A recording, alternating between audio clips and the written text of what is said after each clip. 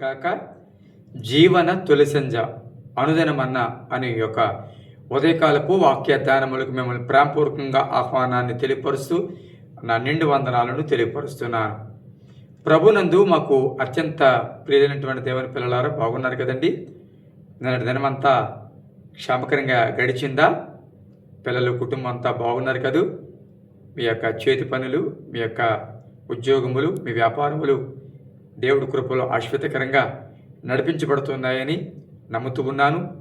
తప్పక మీ ప్రయత్నాలను, మీ కష్టార్జితాలను దేవుడు దీవించాలని నేను మనసారా కోరుతూ ఉన్నాను. మరి ఈరోజు మంచి శుక్రవారం కదా, గుడ్ ఫ్రైడే.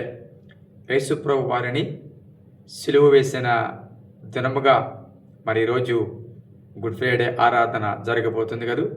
తప్పకుండా మందిరానికి వెళ్ళండి.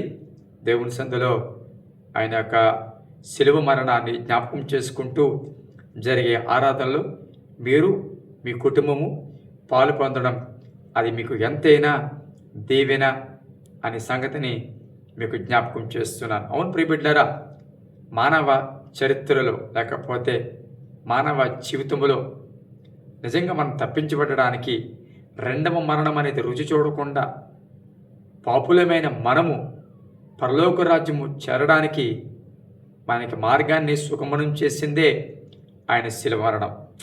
ఆయనే మరణించకపోతే, ఆయనే తన కుమారుని పంపించడానికి ఇష్టపడకపోతే, ఆయనే తన తండ్రి చిత్తానికి అప్పగించుకోకపోతే, ఆ పాత్రను తాగకపోతే ఈరోజు నీకు నాకు ఈ రక్షణ అనేది లేదు అన్న సంగతిని జ్ఞాపకం చేసుకోవాలి. ఎందుకంటే ఖచ్చితంగా మన పాపములు బట్టి మనము శిక్షించబడవలసిన వారమై ఉన్నాం.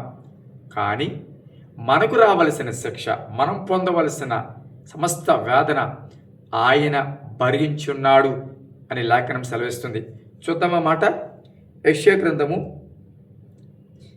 53వ అధ్యాయము. యెషయా గ్రంథము 53వ అధ్యాయము 4వ వచనము చదువుతూ ఉన్నాను, జాగ్రత్తగా గమనించండి.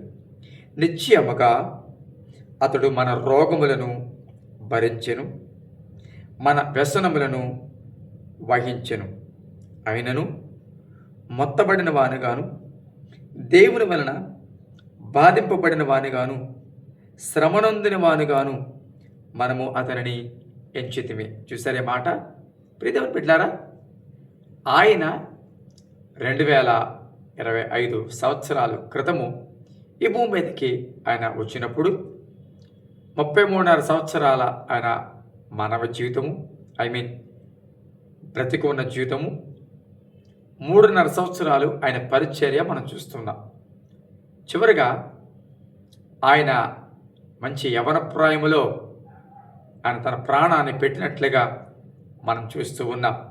తండ్రి చిత్తానికి లోబడి మరి తను వచ్చిన పని ఏంటో జ్ఞాపకం చేసుకుని సమస్త మానవాళి నిమిత్తం, అంటే యేసు ప్రభువు వారు చనిపోయిన ఆ రోజు వరకు ఉన్న మానవులని కాదు, తర్వాత పుట్టిన మానవులకు, ఈ భూమి ఉన్నంత వరకు ఇంకా రాగల దినాలలో పుట్టబోయే ప్రతి మానవుని నిమిత్తము ఆయన ముందుగానే ఆయన శ్రమ అనుభవించినట్లుగా మన వాక్య భాగాన్ని చూస్తున్నాం.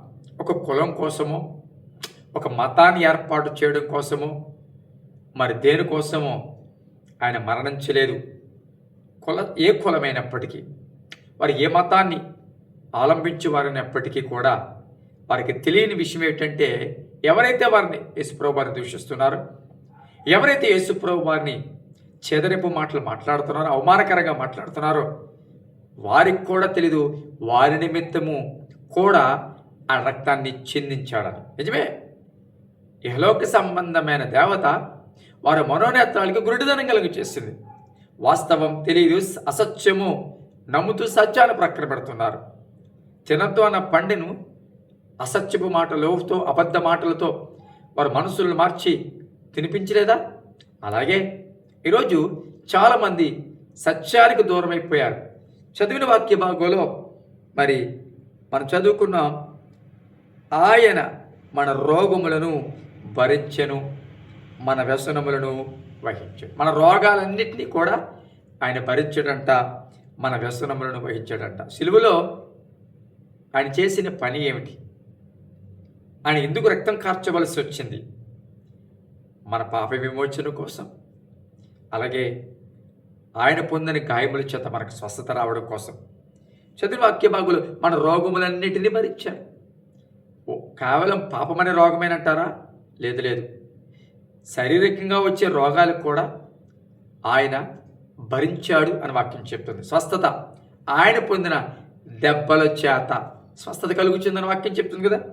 అంత మాత్రమే కాదు, వ్యసనములను మన ఏదైతే ఉన్నాయో బాధలు, వేదనలు, సమస్త వ్యసనములను ఆయన వహించాడు.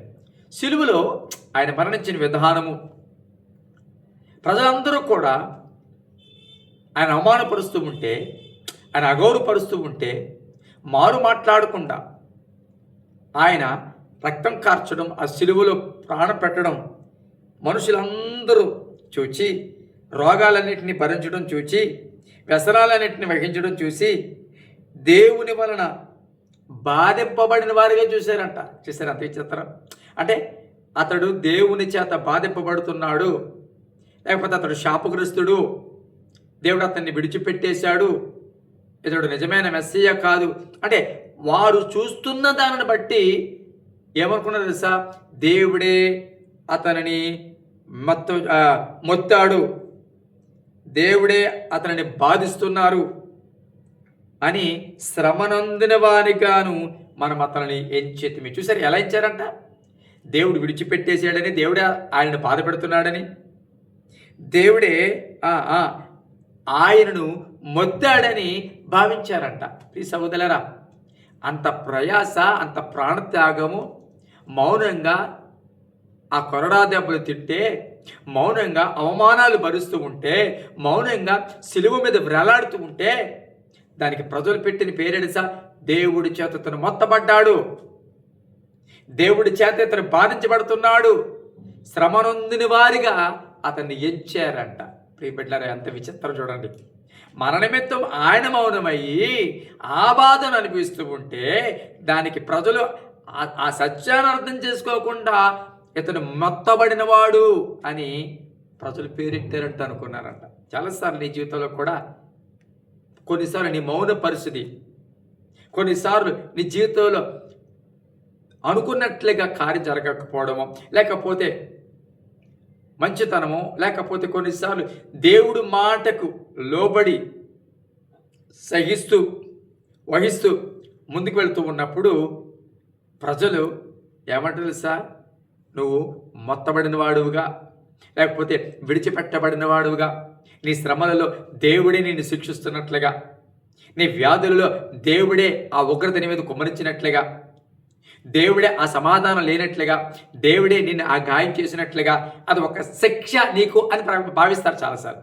అంటే సత్యం కోసం, దేవుని వాక్యం కోసము నువ్వు శ్రమ అనుభవిస్తూ ఉంటే, దేవుని మాటకు లోబడి శ్రమ అనుభవిస్తుంటే దానికి ప్రజలు ఏమంటారు తెలుసా?